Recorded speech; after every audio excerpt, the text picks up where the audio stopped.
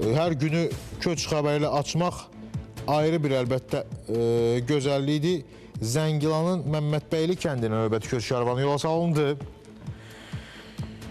İşğaldan azad edilmiş ərazilərə böyük qayıdış davam edir. Bu mərhələdə Zəngilan rayonunun Məmmədbəyli kəndinə 33 ailənin tərkibində 177 nəfər köçürülüb. APAya təşəkkür kadrlara görə Zəngilan rayonunun Məmmədbəyli kəndinə köç edənlər Respublikanın müxtəlif yerlərində, əsasən yataqxana, sanatoriya və inzibati binalarda müvəqqəti yaşayan insanlardır idi. Daha doğrusu onlar artıq öz dədə-baba yurtlarına qayıdırlar. Genişlənsin Zəngilanımız, böyüsün Zəngilanımız, ağalımız və bütün kəndlərimiz, bütün azad olan ərazilərimizdə haçan getsək biz jurnalist kimi orada insanları görək, istilik görək, nəfəs görək.